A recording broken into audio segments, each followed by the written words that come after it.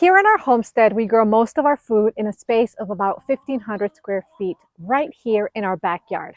Our entire property is a fourth of an acre and we live in the suburbs.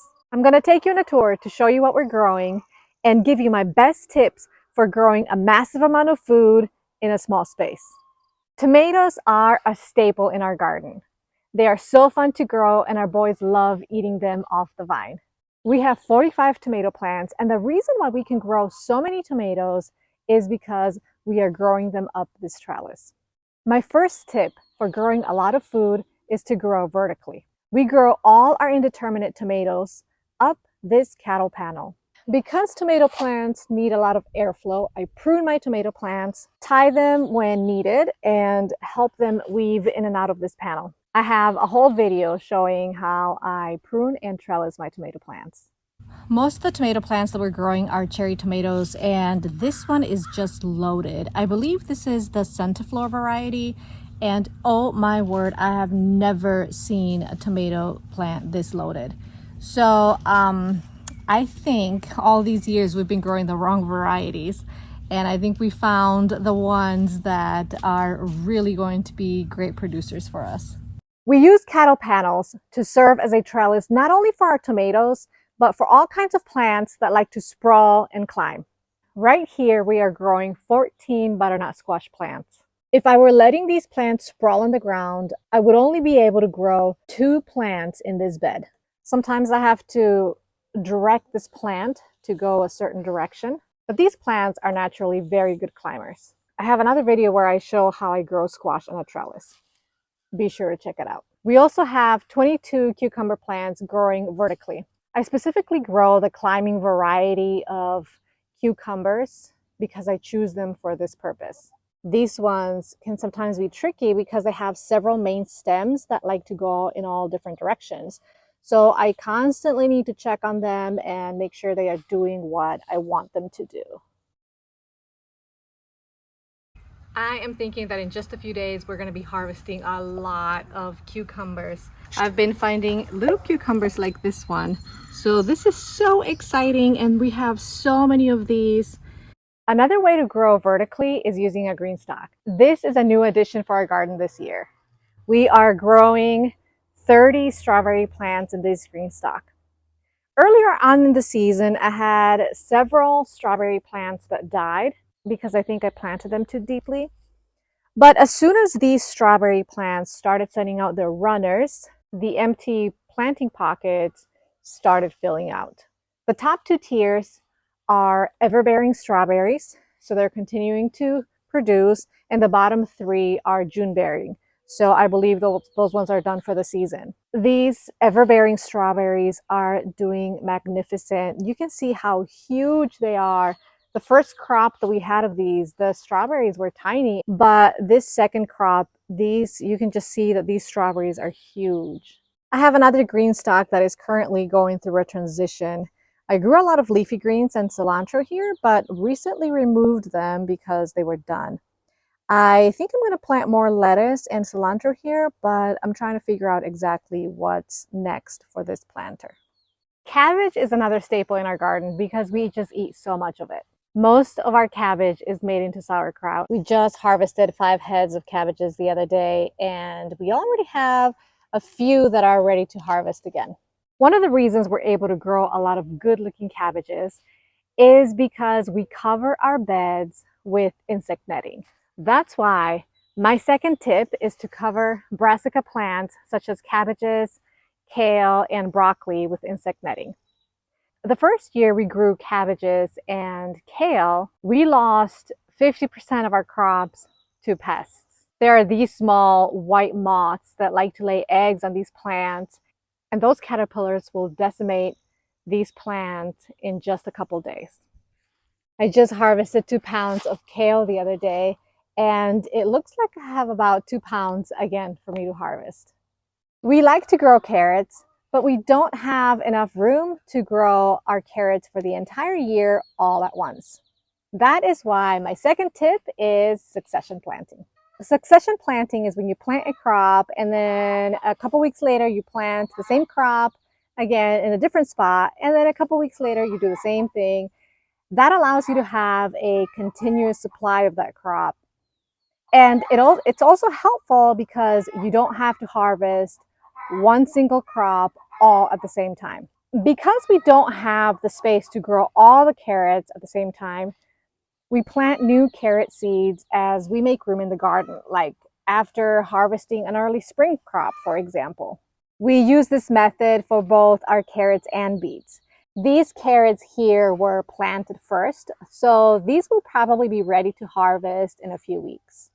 I've been planting carrot seeds every couple of weeks, and these are the ones I planted last.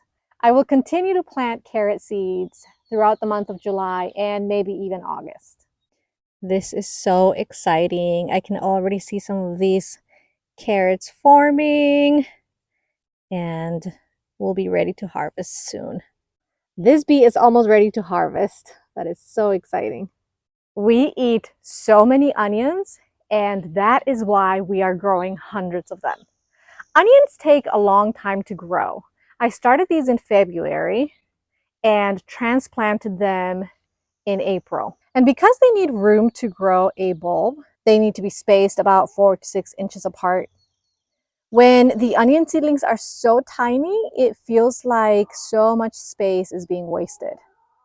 That is why tip number 4 is interplanting. This means growing 2 or more crops together. They have to be crops in a way that will complement each other or are good companions together. This is also known as companion planting. I grew radishes with the onions early on in the spring because radishes grow very quickly and I would be able to harvest before the onions started to get very big. This worked really well and allowed me to get 2 crops from this bed. So in between our tomato rows, we are growing a row of carrots and also a row of beets.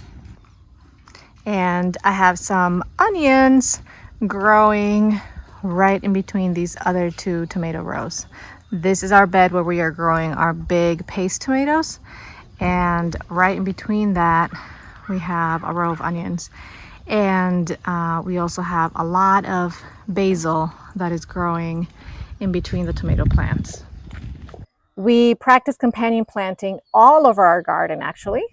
Our tomato beds are not just tomato beds. We are growing basil, marigold, onions, carrots, beets, celery, and peppers, all interplanted between the tomato plants and also between the tomato rows.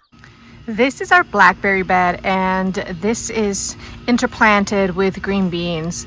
So we have all these green beans that are growing along the side, but we also have some that are growing right along this cattle panel trellis as well. These green beans are starting to flower, and we're also starting to see these tiny little green beans, which is so exciting. These blackberry plants are growing so tall, and I am so happy because just last week I was saying that I don't think we're gonna see any blackberries this year, but this is what I found just a few days ago, and this is so exciting. This is like our first little cluster of flower buds, because all the other flowers we've had were just like single flowers that were all really small and stuff. So this is really exciting. This is our raspberry bed, and this is another example of interplanting because right here in this bed with our raspberries, we also have green beans that are growing up this trellis, and we have a row of carrots right here. We have watermelon growing with our squash. The butternut squash will grow up the trellis while the watermelon will sprawl on the ground. This is another great example of companion planting. The main crop in this bed are jalapenos, and look at these jalapenos. These plants are loaded with peppers, and we have so many of those here in this bed. But interplanted in between the jalapenos, we have things like rosemary, we also have basil, we also have thyme over here, and in other areas we also have oregano and lots of different herbs interplanted in this bed. This bed is another great example of companion planting. This year we are growing asparagus for the first time, And in the spring, we planted 20 asparagus crowns. We wanted to make use of all the empty space in this bed. And I know that as the years go on, the asparagus will take over the entire bed and we won't be able to do this in the future. But this year is a perfect time to be able to grow lots of different crops in this asparagus bed. So here in this bed, we have peppers and determinate tomatoes that are interplanted between the asparagus plants. So in this asparagus bed, we have different types of pepper growing, and we also have determinate tomato plants. And these peppers over here are the Corno di Toro peppers. They're these beautiful shaped peppers, and I'm so excited. This plant here is loaded with peppers. I think it has 6 peppers, huge ones that are growing.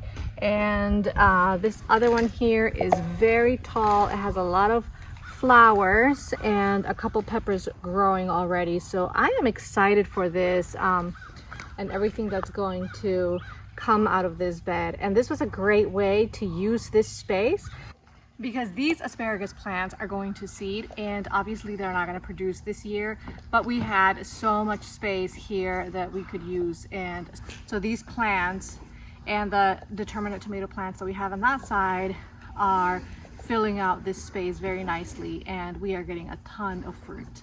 Companion planting allows you to make good use of your growing space, and it's also beneficial for the plants. Make sure you research to find out what plants are good together and what plants you should not plant close to one another. These zucchini plants are huge, and we've already been harvesting zucchinis, and we have more to harvest today. And in this bed, we have about 13 zucchini plants, and I know this will definitely be enough for us for the entire year.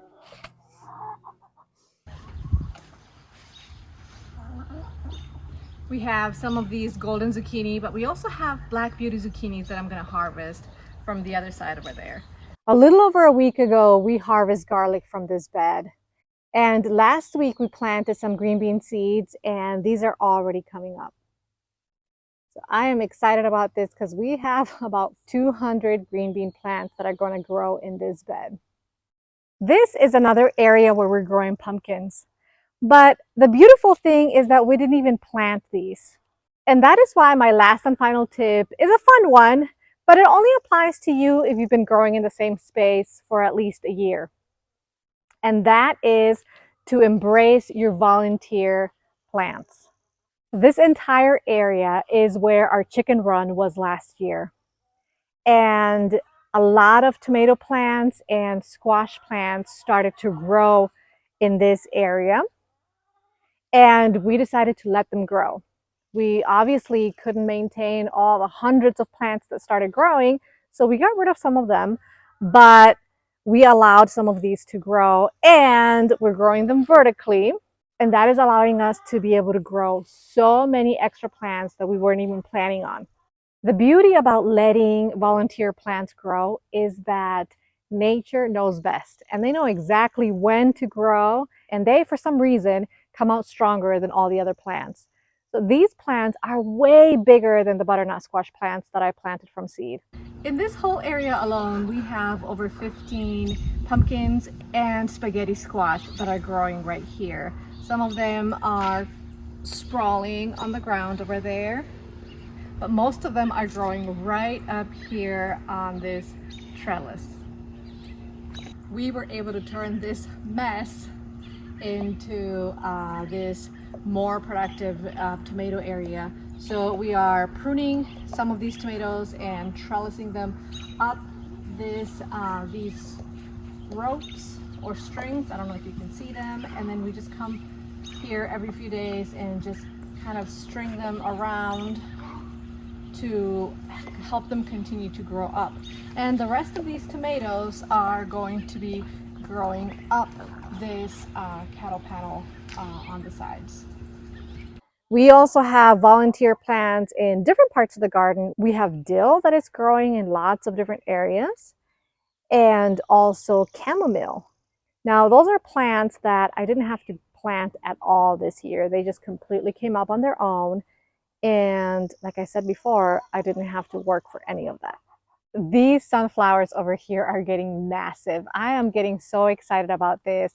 At the beginning of the season, I had this vision of having these sunflowers along our wall, and it's finally coming. We did have some issues where some seeds didn't come up and others got eaten by squirrels or other critters. So I had to plant a few seeds later. And then I also started some seedlings and I just transplanted them this past week. So there are a few of these sunflowers that are smaller. These are the bigger ones. And I still think this is going to work really well. I am so excited about what's happening back here. We are planning on using these sunflowers for us to eat. Some of them are going to go to the chickens and some of them we are going to use for ourselves. Thank you so much for joining us today. And if you enjoyed this video, please make sure to subscribe to our channel, and I'll see you next time.